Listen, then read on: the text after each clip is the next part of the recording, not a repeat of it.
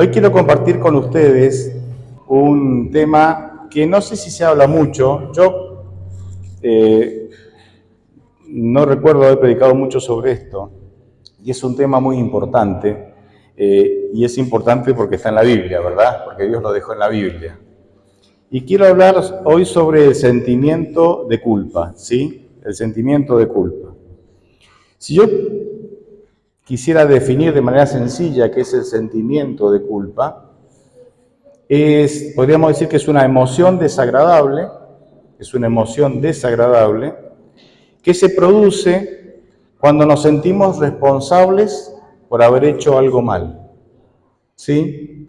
O por no haber hecho el bien. Ahora, nosotros nos sentimos mal cuando quebrantamos nuestros valores, cuando vamos en contra de nuestros valores. Es decir, que hay una estrecha relación entre mis valores y el sentimiento de culpa. Porque yo me siento mal cuando quebranto mis valores. Así es que mis valores y el sentimiento de culpa están muy emparentados, van muy juntos, ¿sí? Y este asunto de la culpa es un asunto delicado porque la cultura de cada país y de cada región del mundo, de cada ciudad, incluso de cada hogar, de cada una de nuestras casas, las tradiciones y la cultura de alguna manera influyen en mis valores. Si vas a la India, es muy mal visto, es ilegal y es muy mal visto, está muy mal matar un vacuno, una vaca, porque son considerados animales sagrados. Según los valores de la religión hindú, matar ciertos tipos de animales, las vacas, es muy malo porque se consideran seres dioses encarnados, seres sagrados, vamos a decir así. Ahora, cuéntenle eso a un argentino. Según ¿me entienden? Podríamos decir también paraguayos, bolivianos, acá más o menos, toda la zona, ¿no? Latinoamérica. Para nosotros, eso no representa ningún problema. O sea, un argentino no siente ninguna culpa por matar una vaca y comerse el asado el domingo, porque los valores de la cultura argentina, eso no es un problema.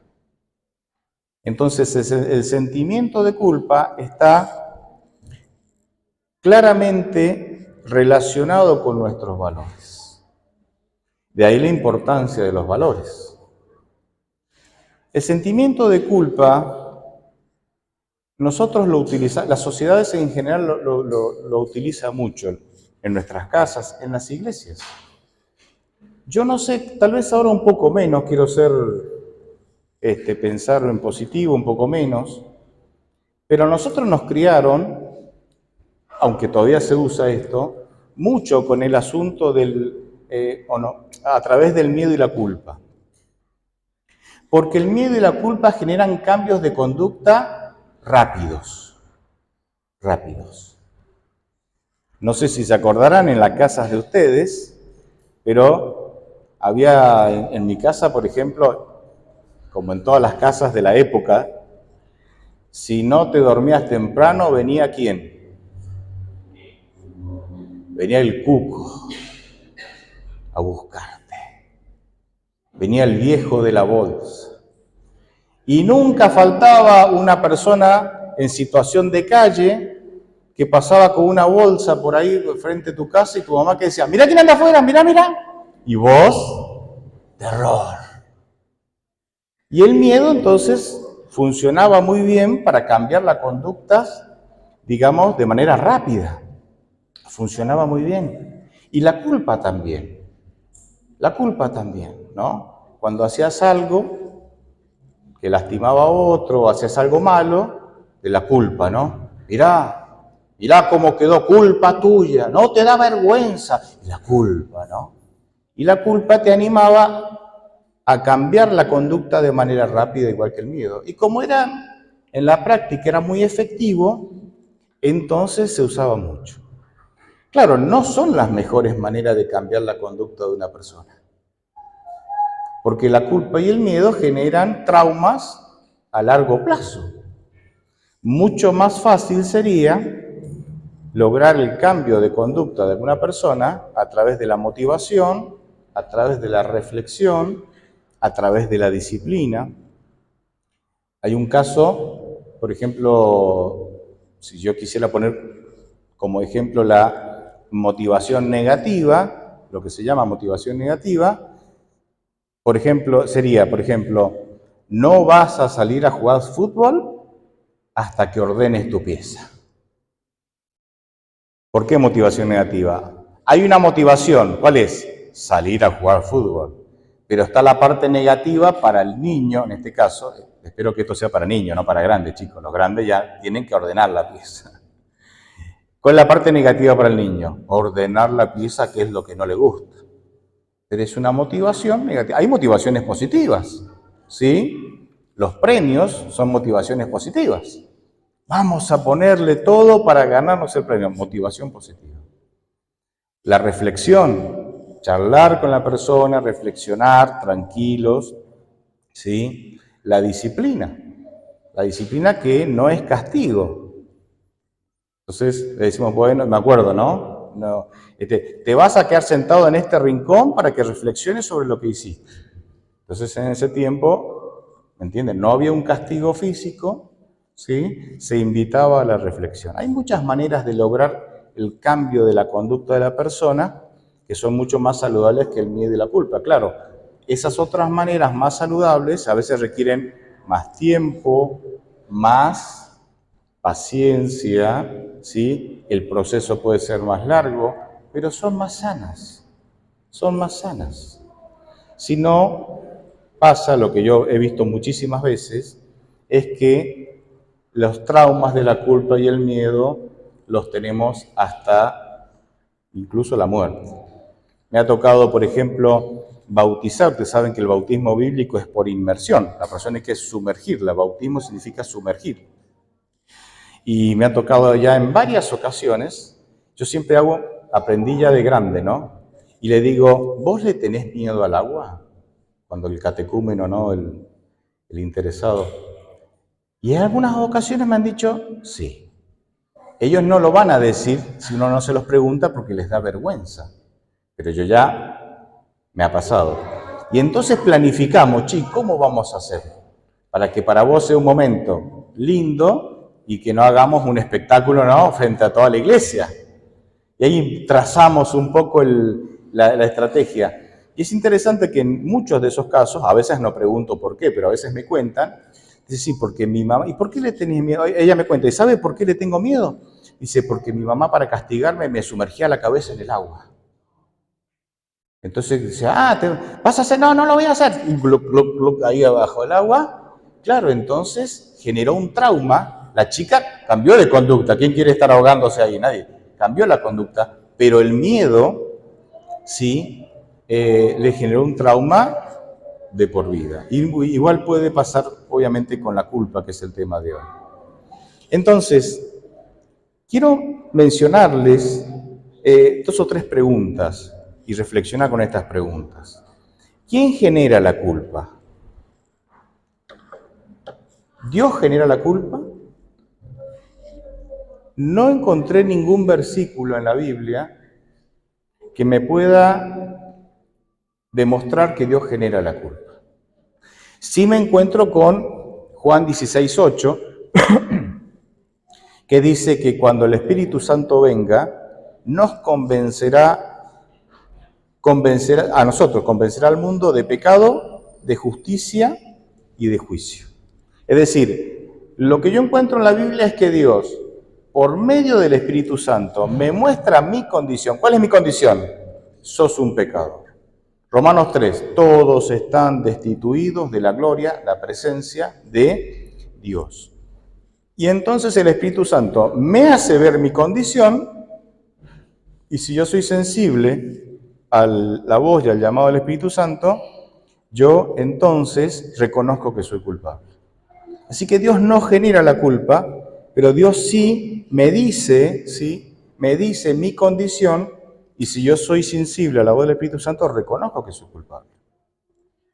Ahora, una pregunta que estuve debatiendo sanamente con mi hija, que es psicóloga, ahí está ya por recibirse, y la pregunta era, ¿la culpa es aprendida o la culpa es innata? Ya la traemos de nacimiento.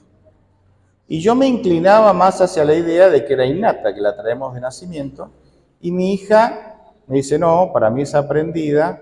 Bueno, esto nos llevó a investigar, a leer, a charlar un poco más, y resulta que sí, resulta que la culpa es aprendida, y que Dios quiere enseñarnos los caminos correctos de los caminos incorrectos, y cuando nosotros tomamos el camino incorrecto, surge en nosotros un mecanismo de defensa que dice, una alarma que dice, que se llama sentimiento de culpa, porque me marca que estoy haciendo mal.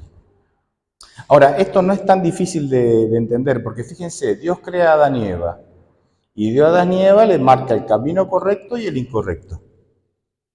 Y le dice, de todo árbol puedes comer, mas de este único árbol no comas. ¿Qué le está enseñando a Dios a Adán y Eva? Valores. Esto es correcto, esto es incorrecto. Valores. Ellos no sintieron ni miedo ni culpa. ¿Cuándo empezaron a sentir miedo y culpa? Cuando quebrantaron los valores de Dios. Cuando desobedecieron a Dios y quebrantaron los valores que Él le había enseñado, cuando siguieron el camino incorrecto en lugar del camino correcto que Dios le había enseñado, surgió en ellos dos mecanismos, ¿sí?, que se llamaron miedo y culpa.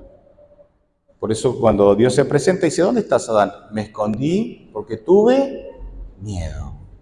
Y la culpa se refleja porque se tiraban la responsabilidad uno al otro. La mujer que me diste, la serpiente que tú creaste, o sea, la culpa no es mía, tac, te tiro la pelota a vos, la culpa es tuya, no es mía. Ahí, fíjense, el miedo y la culpa aparecen después del pecado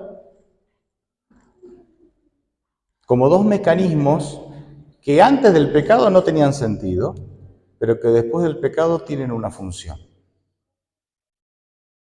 El miedo y la culpa es como una rueda de auxilio, es como un bote salvavidas en un transatlántico. No usás todo el tiempo el miedo y la culpa. ¿Cuándo lo usás? En situaciones especiales. ¿Sí? En situaciones especiales. Y en nuestra condición de pecado, lamentablemente, el miedo y la culpa son necesarias. O sea, son útiles. ¿Por qué? Imagínense que ninguno de nosotros sintiéramos culpa. Por nada. No existe entre nosotros el sentimiento de culpa. No habría matrimonio que llegue a su fin. O sea, que llegue a su... ¿Me entienden, no? Porque como no sentís culpa, ¿qué haces? ¿Te peleás con el otro? Bueno, lo elimino y no me molesta más. Los hijos no durarían más de 5 años, me parece, ¿no? Porque en algún momento te sacarían de quicio, lo elimino. No tengo culpa, no siento culpa. Imagínense el tráfico. O sea, ¿me entienden?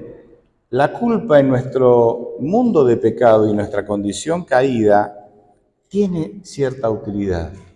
Antes del pecado no la tenía. Y el miedo también, porque el miedo te hace pensar las cosas 2 veces. Te hace sopesar, ¿me conviene, no me conviene, me animo, no me animo?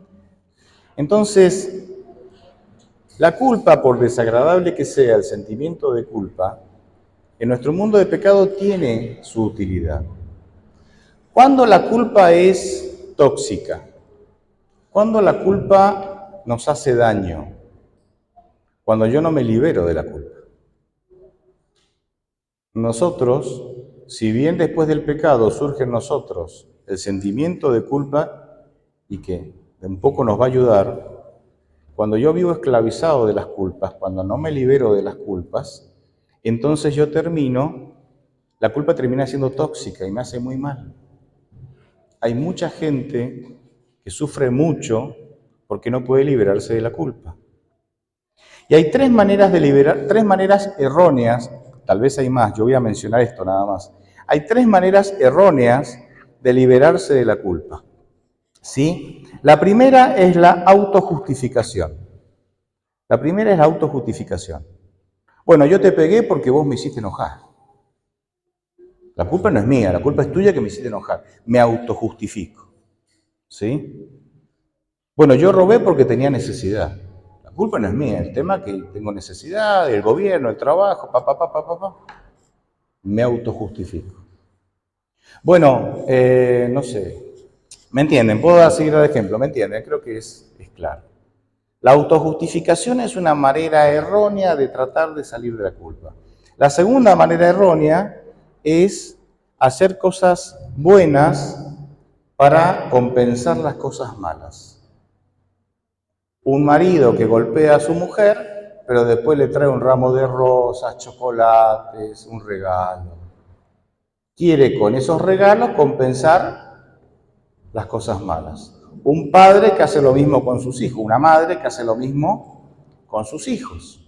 Es muy dura con sus hijos, pero después le da regalos, ¿sí?, para compensar. Un cristiano, acá me meto en camisa de 11 varas, diría, los viejos van a entender esta frase nomás.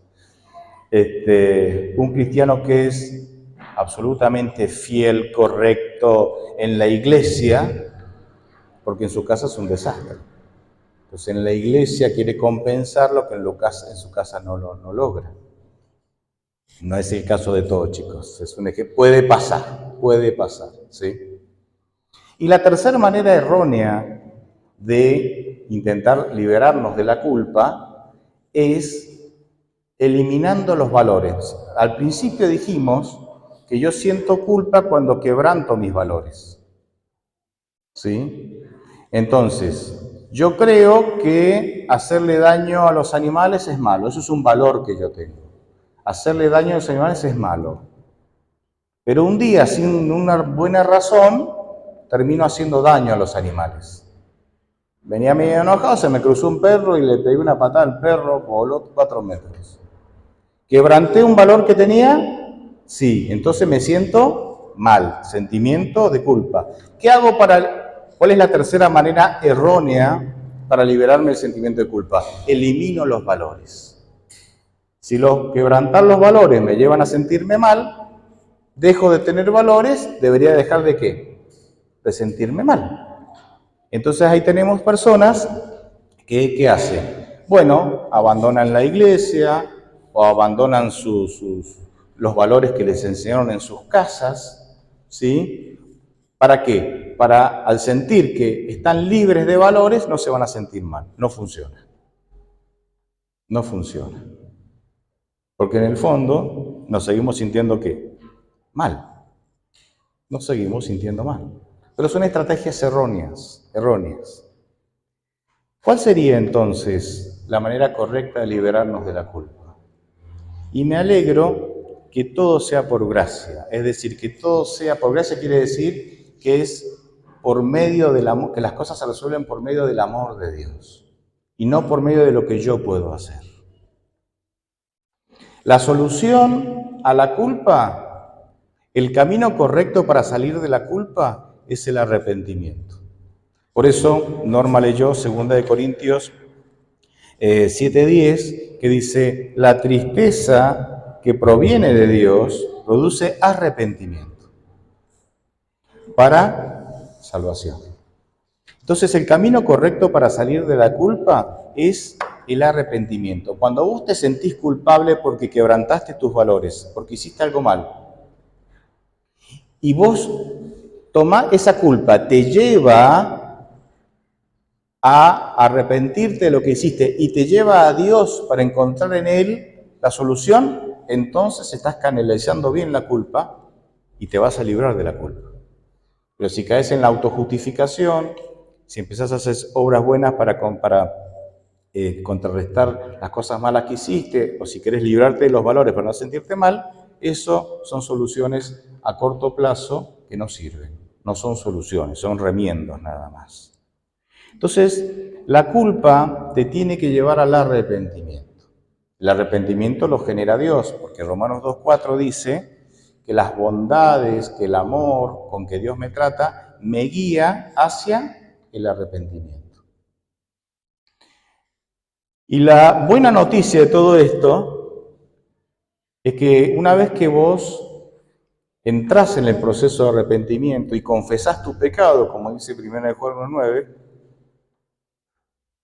entonces tenés la oportunidad de que Jesús cargue con tus culpas. Jesús cargue con las cosas que hiciste mal y que te generan ese sentimiento de culpa. En la Biblia se habla mucho de Jesús cargando cosas. Hay muchísimos pasajes, Antiguo y Nuevo Testamento, donde Dios menciona, y Jesús mismo menciona, que Él está para cargar. Mateo 11, 28, 29 dice, vengan a mí los que están cargados, que yo los haré descansar. Denme su carga, dice. Denme su carga. Pero yo voy a leer Isaías 53, del 4 al 6, que como ustedes saben, es un capítulo mesiánico, ¿sí? O sea, como muchos otros capítulos, se describe al Mesías. Se describe cómo es el Mesías y se describe cuál es la función del Mesías, o una de las funciones del Mesías. Entonces, Isaías 53, versículos 4 al 6, el capítulo es más largo, solamente voy a leer estos 3 versículos. Isaías 53, del 4 al 6 dice, hablando del Mesías, con todo, el Mesías llevará sobre sí nuestros males y sufrirá nuestros dolores, mientras nosotros creemos que Dios lo ha azotado, lo ha herido y humillado. Pero Él será herido por nuestros pecados, molido por nuestras rebeliones. Sobre Él vendrá el castigo de nuestra paz y por su llaga seremos sanados. Todos perderemos el rumbo, como ovejas, y cada uno tomará su propio camino. Pero, y quiero destacar esta frase, el Señor descargará sobre Él, sobre el Mesías, todo el peso de nuestros pecados. Dios se ofrece a cargar con tus culpas. No tenés que cargarlas vos. Yo me encuentro con mucha gente ya entrada en años que sigue sufriendo por culpas del pasado, por cosas que hizo en el pasado y que todavía la culpa lo sigue carcomiendo sus pensamientos y viven mal, porque saben que hicieron mal y aunque trataron de justificarse, trataron de hacer cosas buenas, trataron de cambiar de valores, la culpa sigue presente. La culpa llega con la valija grande y se instala en el placar de tu mente y no hace planes para irse, salvo que vos acudas a Cristo.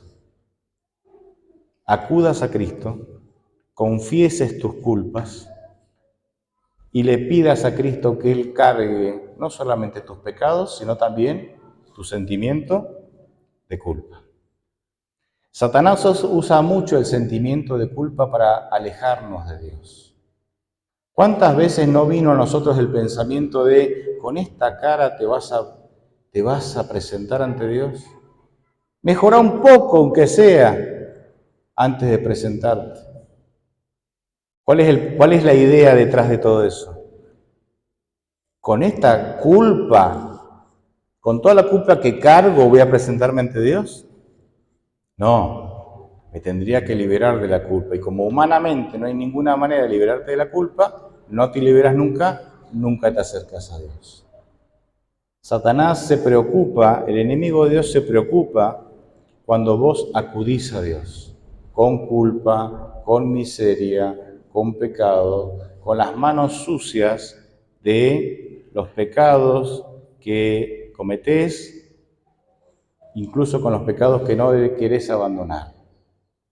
Para mí la oración, o una de las oraciones más sinceras que podemos hacer es: Señor, sé que estoy pecando, sé que debo dejar el pecado, sé que el pecado me está destruyendo, pero no tengo ganas, porque me gusta este pecado.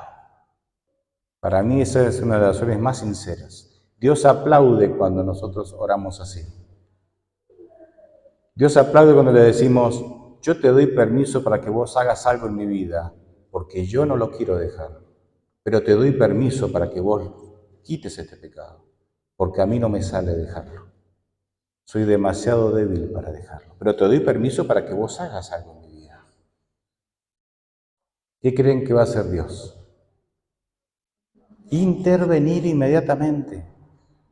El problema es que a nosotros nos creemos a veces que nos tiene que gustar hacerle bien. No siempre te va a gustar hacerle bien, pero con el poder de Dios lo vas a hacer. No siempre te va a gustar. Es como hacer ejercicio. Yo envidio a los que les gusta hacer ejercicio. ¿O no? ¿Quién le gusta hacer ejercicio acá? ¿Hay alguno? Hay un par. Bueno, hay muchos que son como yo entonces. Ah, muy bien, no me siento solo. ¿No? Yo los miro, les encanta ir al gimnasio, les encanta competir, jugar fútbol. Mis rodillas se niegan a jugar al fútbol. Y a veces le digo, y yo tengo que hacer ejercicio como todo ser humano, ¿no? Especialmente después de cierta edad tenemos que hacer ejercicio. Y yo le digo a Dios: ¿cómo me encantaría que me gustara hacer ejercicio, Señor? ¿Cómo me encantaría? Los envidio a estos que les gusta hacer ejercicio. Y Dios me dice: no te tiene que gustar. Tenés que decidir. Y yo te voy a dar el poder. Pero bueno, vos tenés que decidir. Yo no te voy a obligar.